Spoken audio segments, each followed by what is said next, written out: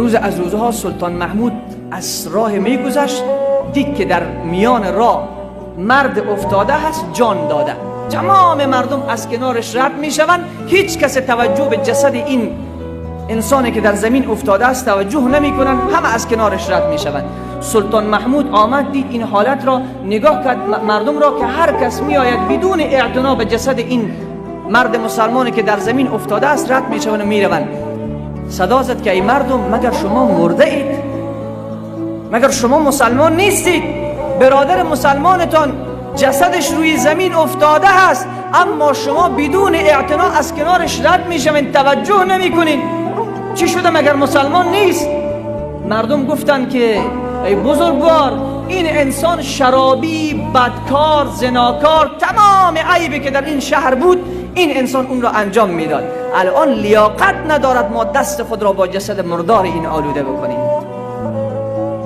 سلطان محمود که اهل دل است، خدا تمام پادشاهان دنیا را مثل سلطان محمود بگرداند. خدا کل ما را اهل دل بگرداند. سلطان محمود با چند تا دوستی که داشت جسدش را بالا کردن، بردن پشت خانهش، در را زدن. بعد همسرش آمد گفت که جسد شوهرت را آوردیم. همسرش صدا زد جسد ولی خدا را آوردیم. الله اکبر، جسد دوست خدا را آوردیم، جسد محبوب خدا را آوردیم. سلطان محمود دیگر گیج و حیران مانده بود که مردم چی میگوید، همسرش چی میگوید. صدا زد سلطان محمود که ای خواهر، مردم در حق شوهرت چنان و چونین و چنان میگویند که شوهر تو زناکار و دزد و مبغوض خدا هست، تو میگی ولی خدا هست. زنش نگاه کرد گفت من نمیدونم تو کی هستی، ولی مرد خوبی هستی، مرد خوبی هستی. شوهر من ولی خدا بود. شبها میرفت پول میگرفت، میرفت به پشت فاحشه‌خانه، اونهایی که اینجا فاحشه‌خانه بود، میرفت در رو میزد. مردم میبینید که داخل فاحشه‌خانه داخل شده شوهر من، ولی به اون زن فاحشه پول میداد.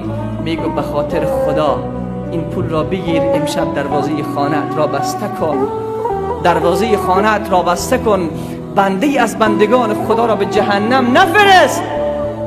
این پول را بگیر خواهرم، دروازه خانه‌ات را بسته کن، تو پول کار داشتی، الان پول آوردن برایت، دروازه را بسته کن، کسی را به جهنم نفرست امشب.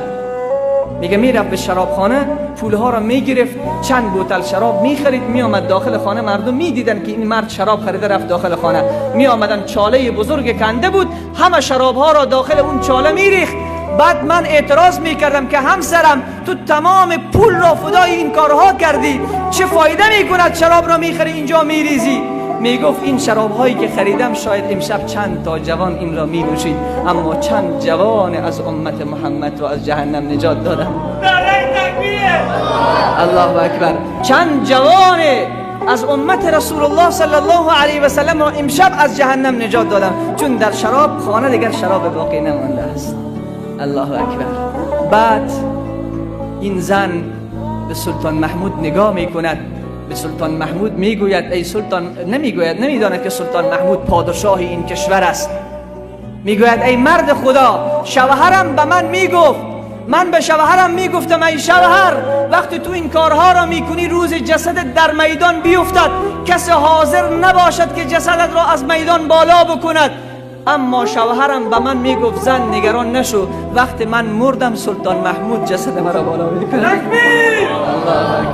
تو نگران نشو، سلطان محمود و اولیای خدا و علما به جنازه من میآیند. الله اکبر.